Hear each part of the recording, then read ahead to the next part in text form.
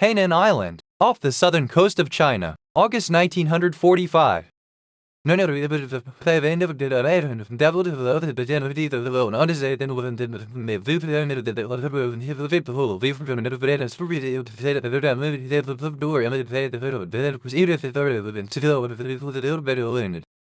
leader of this 9-man team is a 23-year-old captain named John Singlob. He is wearing a major's insignia because an OSS specialist briefed him in Kunming that the Japanese military hierarchy would not deal seriously with anyone below a certain rank. He has no radio. He has no backup. He has a Japanese interpreter, a medic, a marine, and 6 other men he chose personally for this mission.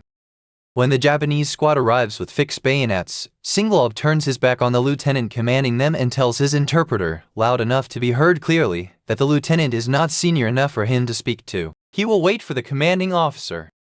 Then he uses the Japanese trucks to transport his team to the garrison headquarters, puts the Japanese lieutenant in the front seat of his own sedan, and gets in the back. What happened over the next several days on Hainan Island? How 9 men with no radio and almost no equipment took effective control of a Japanese garrison, liberated nearly 400 Allied prisoners, and commandeered the island's food, medicine, and transportation for the men who have been deliberately starved, is one of the most operationally audacious small-unit actions of the entire Second World War. And almost nobody has heard of it. This is the story of John Singlob and the OSS, but it is also the dimension of warfare that the United States barely knew existed before 1942, built almost from nothing in 3 years, and which became the direct foundation of every American special operations capability that has existed since. Stay with me, because he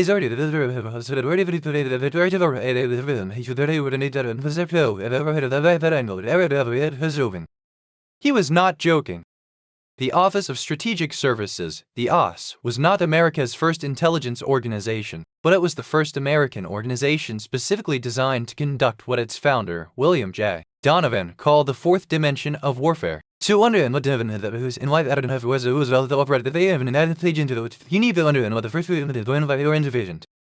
Land warfare was the first dimension, armies fighting on the ground, which human beings had been doing since before recorded history. Naval warfare was the second, the contest for control of the sea, which had shaped the outcomes of empires and conflicts for millennia. Air warfare was the third, introduced in the First World War, developed rapidly between the wars, and by 1940 clearly decisive in its ability to project power and destroy infrastructure at distances that ground and naval forces could not reach. The fourth dimension, as Donovan defined it, was something different from all three. It was not about attacking the enemy's military forces directly. It was about organizing the enemy's own rear areas against him. Donovan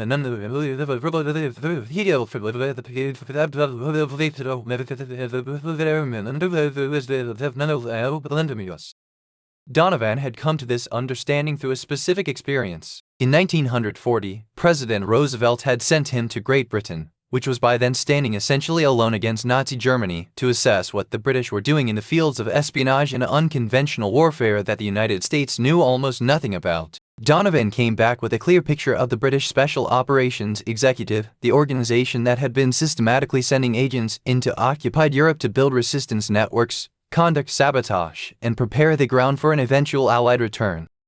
He brought back more than information. He brought back a conviction that the United States needed to develop the same capability, and quickly, because the war was not going to be won by conventional military force alone. Occupied Europe was not simply a problem to be solved by armies advancing across a front. It was a potential resource. Millions of people who hated the occupier, who had local knowledge no outside army could replicate, and who could be transformed from passive victims into active military assets with training, weapons, and the demonstration that someone was willing to come to them.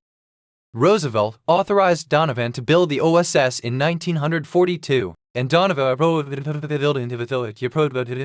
everything with unconventional thinking of them and find the people and the deals he needed. He did not primarily recruit from the military. He recruited from law firms, from universities, from museums and libraries and government agencies and newspapers. He wanted people with language skills, area knowledge, analytical capability, and the kind of personal courage that came from conviction rather than from military conditioning. He recruited from all walks of life, as Singlob later recalled, because all walks of life had skills he needed.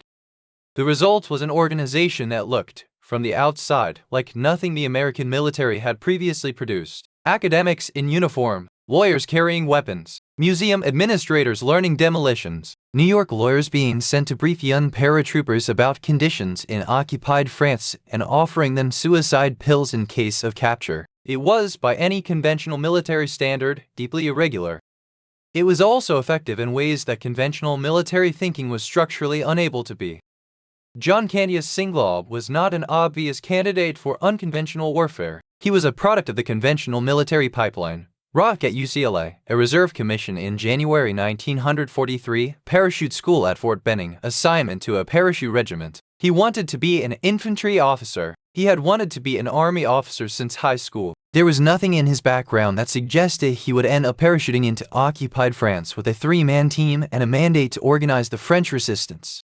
What happened was simpler than that. An OSS recruiter came to Fort Benning and reviewed officer records. Officers with language qualifications were asked if they were interested in hazardous duty behind enemy lines. Singlaub was on temporary duty when the recruiter came through. He came back to find the adjutant waiting with the question. He thought he was already in a unit preparing for hazardous duty, but OSS sounded interesting. He said yes. In October 1943, he reported to a building in Washington and was told to arrive with his kit the next morning in the parking lot. A 2.5-ton truck arrived, canvas flap down. Men got in without being able to see out. Someone asked where they were going. The driver said the Congressional Country Club. The men in the back assumed they were being given a joke answer. They were at the Congressional Country Club by the time they found out the driver had been telling the truth. The assessment process that followed was not what most of the men expected from a military program. Psychological evaluation, problem-solving exercises where one of the apparent fellow students was actually faculty, deliberately creating obstacles to see how the candidates handled disruption and failure. Leadership assessment under conditions of induced stress and incomplete information. The OSS was not trying to identify the strongest or the most aggressive. It was trying to identify the most adaptable, the most capable of independent judgment, the most functional under ambiguity. From the Congressional Country Club, the selected candidates moved to a former boys' camp in Maryland, a place President Roosevelt called Shangri-La, later known as Camp David, for more serious training. The principal weapons and hand combat instructor was Major William Fairbairn, a British Army officer who had previously been the head of the British police in Shanghai and who had developed his own system of close combat fighting and co-designed the famous Fairbairn-sized fighting knife that became one of the signature weapons of Allied special operations. From Maryland, the process moved to Britain. The program Singlaub and his fellow candidates were entering was called Operation Jedburgh, named after the Scottish border town known historically for the ferocity of its warriors. The Jedburgh concept was a joint British-American program, designed and run primarily by the British Special Operations Executive, which had years of clandestine operational experience that the Americans were still building. Each Jedburgh team consisted of 3 people, 1 English-speaking officer, British or American, 1 officer from the country of operation, usually French, though some teams had Belgian or Dutch officers, 1 enlisted radio operator. The teams were small by design. They were not going into France to fight as military units. They were going to link up with existing resistance networks, provide training and professional military guidance, arrange supply drops, and serve as the communications link between the resistance fighters and the Allied command structure in London. The training the Jedburgh officers received from the British was, by Singlaub's account, outstanding, particularly in weapons and demolitions. The British had developed their clandestine skills through decades of colonial operations in environments where conventional military force was either unavailable or inappropriate. They had learned things about how to move secretly, how to organize irregular forces, how to communicate securely, and how to conduct sabotage operations that the Americans had never had occasion to develop. Singlaub absorbed all of it.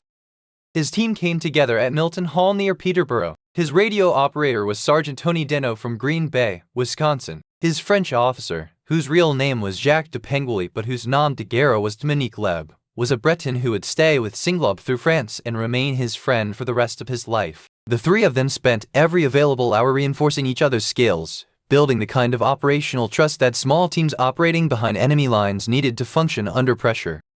Before the mission, there was a final briefing from a Navy lieutenant in civilian clothes who spoke slowly but demonstrated a thorough knowledge of conditions in France. His name was Bill Casey. He offered each team member an L-tablet, a suicide pill to be used if captured. Singlaub refused it. He said he did not intend to be captured and did not want anyone on his team to consider surrender an acceptable option. His teammates agreed. Bill Casey would later become director of the Central Intelligence Agency. In the summer of 1944, he was the case officer for Jedburgh teams jumping into France.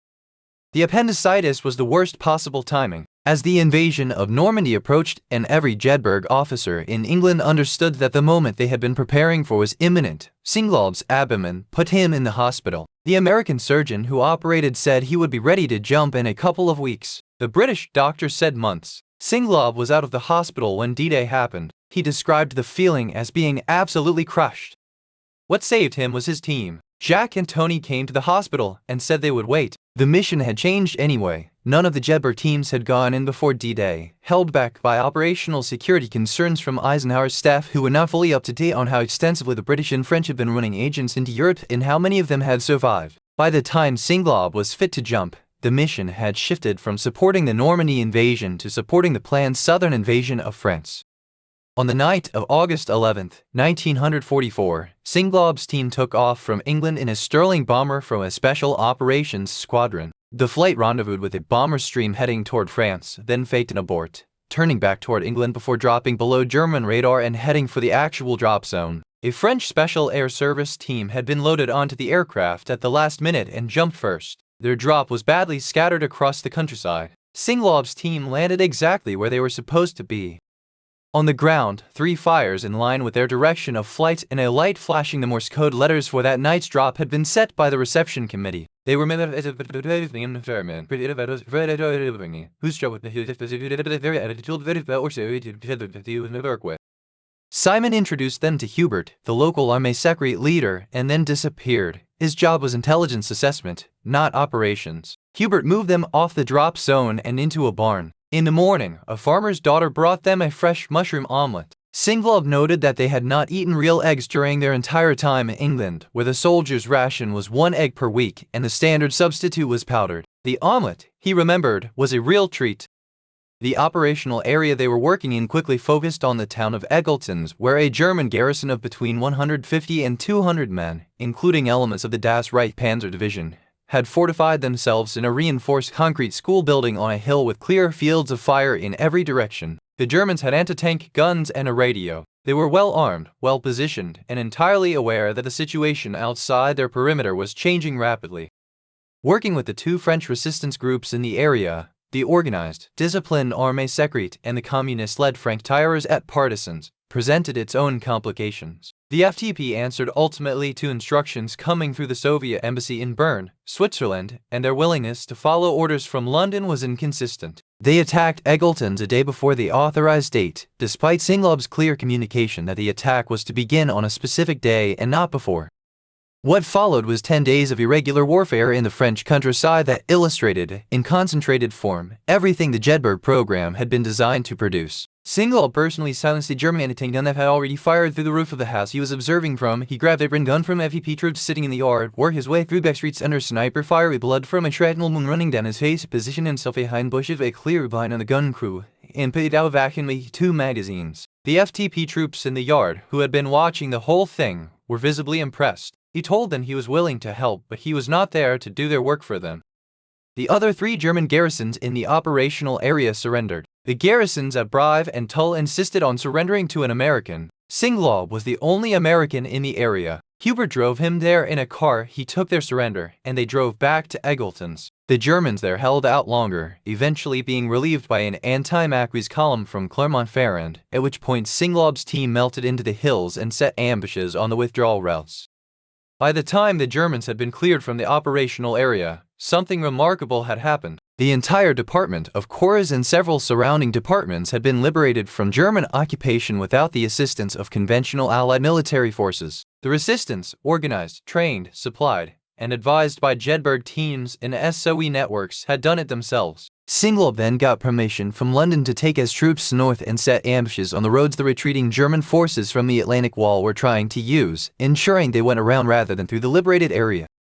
They moved between positions on farm trucks with charcoal-burning engines, a wartime fuel substitute that produced the gas that ran the motor. When they needed to move fast, the charcoal burner needed time to heat up first. They prepared an old German bomb airfield for use as an exfiltration point, cleared delayed German bombs from the runways, and arranged Hudson bomber flights to take out down Allied airmen that had been sheltering. Another of the Jedburgh team's missions, one that ran simultaneously with the resistance organizing and the amid operations.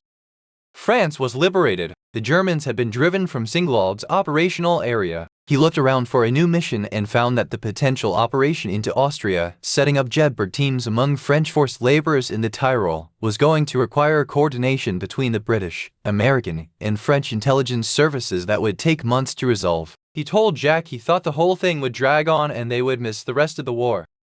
He volunteered for the Far East. The transition from occupied France to the China-Burma-India theater was a transition between two entirely different kinds of irregular warfare in two entirely different operational environments. In France, Singlob had been working with an educated, organized, politically sophisticated resistance movement in familiar European terrain. The complications were political and operational, managing the tension between communist and nationalist resistance factions and navigating the relationship between London's orders and local resistance realities.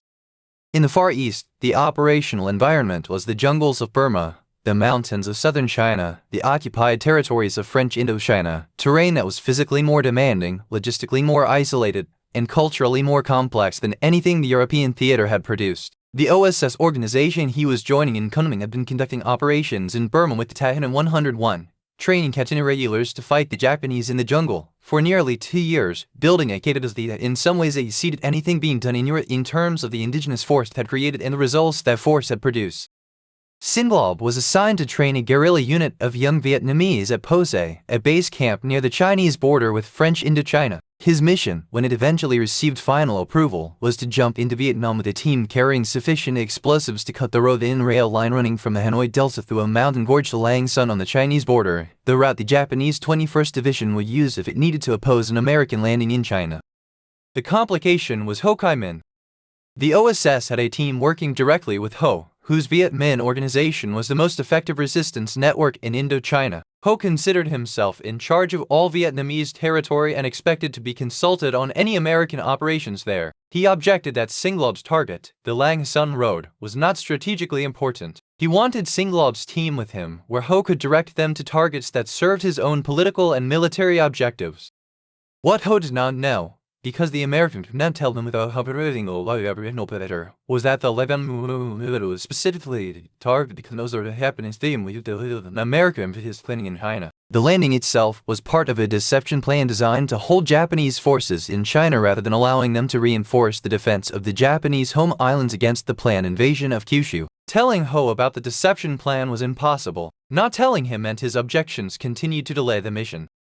The delays continued until the first atomic bomb was dropped on Hiroshima. Kunming put the mission on hold. When the second bomb fell on Nagasaki, the mission was cancelled. Singlob was ordered back to Kunming immediately. He arrived in a monsoon so severe that his foot locker was floating and the clay brick walls of the barracks were dissolving. He reported to the OSS commander, Colonel Richard Hepner, and received a new mission, the most dangerous one of the war. The intercepts had been clear. The Japanese High Command had issued instructions to POW camp commanders, kill all Allied prisoners before they could be liberated. The instructions included specific methods. American intelligence knew about the order. They also knew that on Hainan Island, off the southern coast of China, approximately 400 Allied prisoners of war were being held in deteriorating conditions and dying at an accelerating rate from malnutrition and disease. Colonel Hepner asked Singlob if he was willing to take a rescue mission to Hainan. The planning time was minimal. Captain Woods from the Air Ground Aid Service, whose job was to brief aircrews on escape, evasion, and who knew everything available about Japanese POW camps in China, gave Singlob his briefing and then begged to come along. Singlob made him the executive officer. Tony Deno, his radio operator from France, volunteered immediately. A medic, a Marine from his Vietnam training unit, Japanese and Chinese interpreters were added. 9 men total. Only 5 had jumped before. The equipment they loaded was supposed to give dedicated of Kunming, provide basic medical support, and defend the situation photographically. Woods' job was to take the pictures. The importance of the photographic record was both operational, evidence of what they found, and contingency planning. If things went badly wrong, someone finding the camera might eventually understand what had happened. The drop was at 600 feet, the minimum altitude at which a parachute has reliable time to open. The C-47 flew across the upper part of Vietnam at low altitude over the Gulf of Tonkin, then turned down the coast at 50 feet above the water until Singlab spotted the small jet he recognized from the briefing photographs. The aircraft turned out to sea, gained altitude, and came back in. The drop was too low. The parachutes were still deploying when the equipment bundles hit the ground and exploded. The radio, the single most critical piece of equipment for a team with no other means of communication, was scattered across the field in pieces. The Japanese interpreter had his chin badly cut by the quick opening device on his parachute harness. Captain Woods, the executive officer, was hit in the head by a connector link as he landed and was concussed, but was staggering around taking photographs, apparently unconcerned about the armed Japanese soldiers heading toward the drop zone with fixed bayonets. The medic diagnosed Woods with a concussion. There was no radio. There was no backup. There were 9 men, 2 of them wounded, on a Japanese-held island with approximately 400 Allied prisoners, a garrison that had not been told the war was over and had been instructed, if it received that information, to kill the prisoners. What happened next is worth describing precisely because the decisions Singlab made in the following minutes demonstrate the specific kind of operational judgment that the OSS had spent years trying to identify and develop. He had been briefed in Kunming by an officer who had served as a military attaché in Japan before the war and who understood Japanese military culture in detail. That officer had told him that Japanese military hierarchy was deeply status-conscious and that the key to controlling the situation was to establish immediately and unambiguously that the Americans outranked the Japanese on the ground. Singlab turned his back on the Japanese lieutenant with the bayonets. He told his interpreter, loudly enough to be heard clearly, that the lieutenant was not senior enough to speak with. He would wait for the commanding officer. Then he used the Japanese trucks to move his team and their gear, whatever had survived the drop, to the garrison headquarters. He put the Japanese lieutenant in the front of the lieutenant's own sedan. He got in the back. At the headquarters, the Japanese captain who met them also lacked sufficient rank. He was put on the telephone to his colonel. Singlab could hear, through his interpreter, the captain's side of the conversation. But sir, it jumped in broad daylight. The major insists that Japan is surrendering, and he will talk only with you. The colonel was on his way. The night before the colonel arrived was, by Singlab's account, a nervous one. He posted guard duty. He had his team sleep in shifts. He had no idea what the next morning would bring. MacArthur had issued instructions that Japanese garrisons were to offer assistance to Allied forces in their areas, but these instructions had clearly not reached Hainan. The garrison believed Japan might still be fighting. The men with the kill order for Allied POWs were a few miles away. 9 Americans, 2 of them wounded, 1 radio and pieces in a field, were the only thing between those 400 prisoners and the orders their captors had received. The colonel arrived the next day. He came from the northern coast of the island. When he entered the meeting room, the Japanese had arranged it with the colonel in the place of honor. Singlab changed the arrangement, put his own people in the position of honor before the meeting began. The colonel was not pleased. Singlab told him how things stood. He would not accept the garrison surrender. A Chinese army coming from mainland would handle that. But he needed immediate access to the senior Allied POWs and the garrison's full cooperation in providing food, medicine, and medical care to the prisoners. The senior Australian prisoner, Lieutenant Colonel W.J.R. Scott, and a Dutch officer were brought in. Singlab moved the Japanese away from the table and put the Allied officers in their place. He informed the Japanese colonel that all transport, food, and medical facilities were now commandeered for POW use. The prisoners would go from 2 meals a day to 4 or 5 small meals, a medically appropriate approach for men whose digestive systems had been compromised by prolonged malnutrition, and which the medic confirmed was correct. The prisoners were in terrible shape, nearly 400 men dying at a rapid rate from the cumulative effects of deliberate starvation and the diseases that accompanied it. The transition from captivity to effective Allied control of the island's medical and food resources had to be managed carefully. Too much food too fast would kill men whose systems could no longer process normal quantities. Singlab's medic managed the transition with the care that the situation demanded. The radio problem was solved by ingenuity. The OSS team's radio operator, Tony Deno, who had been Singlab's partner in France, found a powerful Japanese transmitter at the southern tip of the island, got it working, and contacted Kunming. Kunming did not believe it was him. They challenged the transmission until Deno convinced them. Once contact was established, Singlab requested a doctor. The first aircraft from Kunming flew over the field and a doctor parachuted from it and dislocated his shoulder on landing. The medic set the shoulder. Singlab now had a doctor with 1 functional arm. Moving the ambulatory prisoners to the southern airfield for evacuation required a train. The train was ambushed by Chinese guerrillas who tore up the track and derailed it. The team was traveling under a Red Cross flag and was not fired on. Japanese engineers repaired the track and they continued. The airfield had been unused and its craters had to be filled before a C-47 could land. When the first aircraft came in, evacuation of the most seriously ill prisoners began.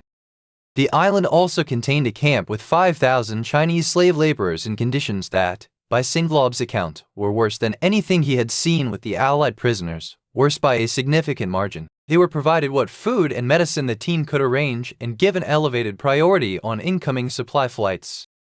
The mission was complicated further by the arrival of an aged lieutenant colonel from the regular army who had been sent to relieve the OSS crew. He attended a Japanese dinner party, toasted the Japanese, made statements that outraged Singlob's team, and told the Japanese they would not have to deal with Singlob anymore. Singlob recommended to Kunming that the OSS team withdraw. Kunming agreed.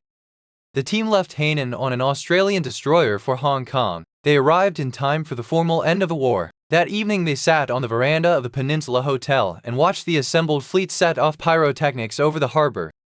It was, as Singlob later said, a satisfying way to end the thing. After so much destruction, the POW rescue had been satisfying. You waited if almost nothing.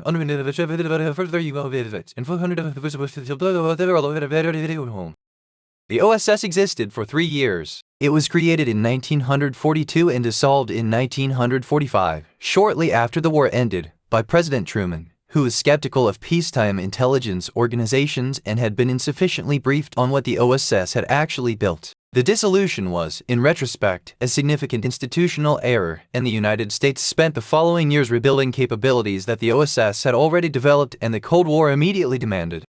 What the OSS was, in functional terms, was several things simultaneously. It was an intelligence collection and analysis organization, the research and analysis branch that processed information from agents, intercepts, and open sources and produced assessments for military and political decision-makers. It was a sabotage and diversion organization, the special operations branch that planned and executed the demolition of infrastructure, the disruption of supply lines, and the various covert actions that Donovan fourth mention of war encompass. And it was the Jedburgh program and its equivalents, the small teams of officers and radio operators who went into occupied territory to organize, train, equip, and advise resistance forces.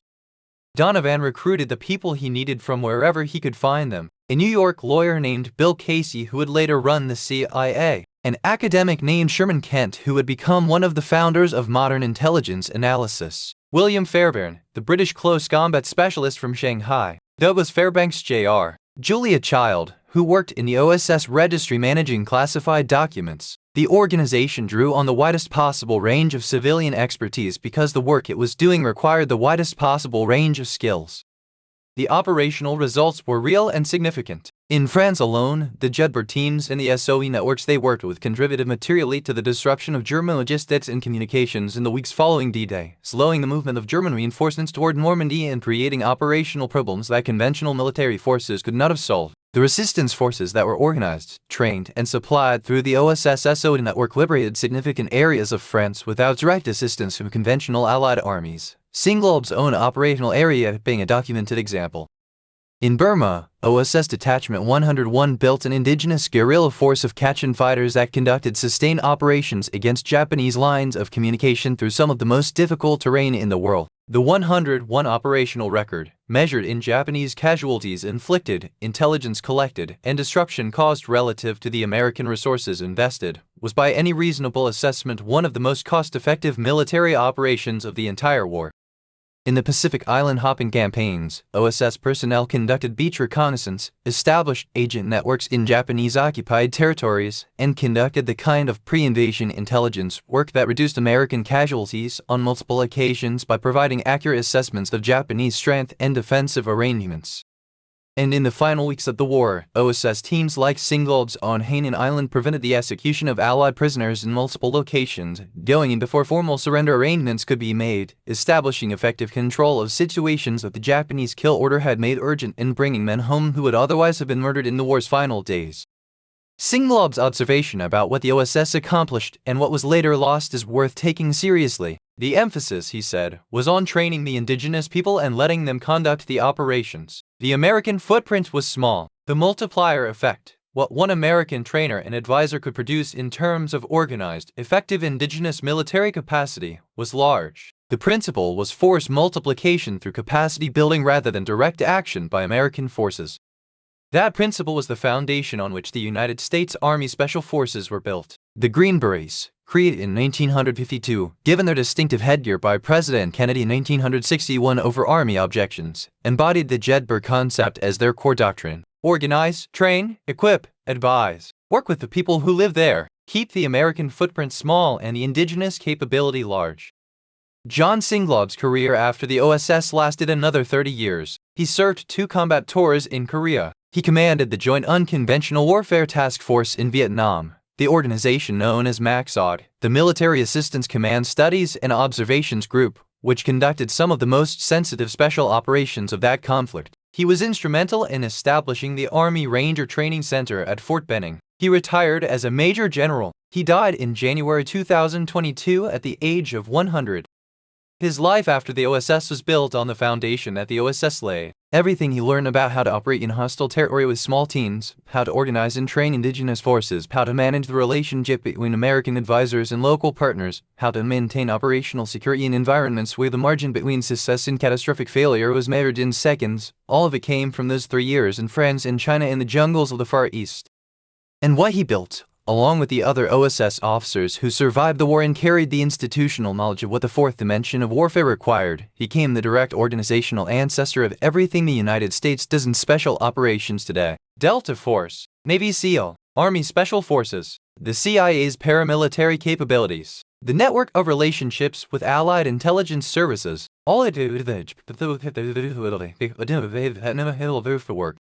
The RAF, Singlob recalled, never referred to the agents they flew into occupied Europe as agents or people or humans. Each was just another Joe.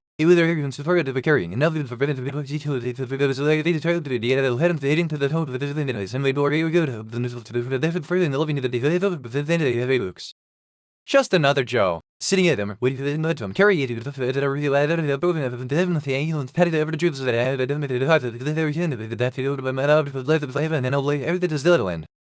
the Joes who jumped into France, into the Netherlands, into Norway, into Italy, into the jungles of Southeast Asia were not remembered individually. The teams were small and the operations were secret and the nature of the work was at success looked like nothing happened. The bridge that was blown, the rearward line that was cut, the garrison that surrendered to a resistance force that the German command never fully understood had been organized from outside.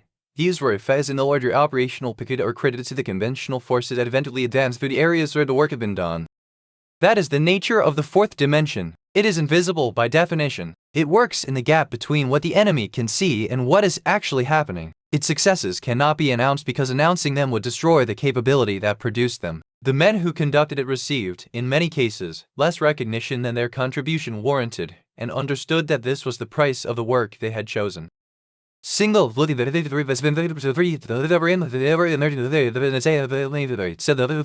learn from train the people who live there. Let them conduct the operations. The multiplier effect of a small American team working with a large indigenous force was greater than any direct American action could produce.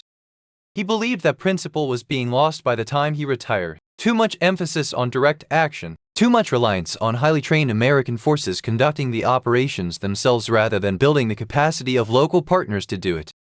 Whether he was right about that is a question that military doctrine and operational experience have continued to debate. What is not debatable is where the question came from and what the evidence for its answer looked like in 1944 and 1945. One American officer has 3 people at Jedburgh team, landing or a drop zone in the dark at occupied France, organizing and training and advising a resistance force that liberated the whole department of France without a conventional army anywhere near it. 9 men, on a Japanese-held island, no radio, most of their equipment destroyed on landing, with 400 prisoners and a kill order and a garrison that had not been told the war was over. Just another Joe. Donovan called it the fourth dimension of warfare. The first 3 dimensions, land, sea, and air, fight the enemy's military forces. The fourth organizes the enemy's own rear areas against him. It was built from nothing in 3 years. It is still being used today.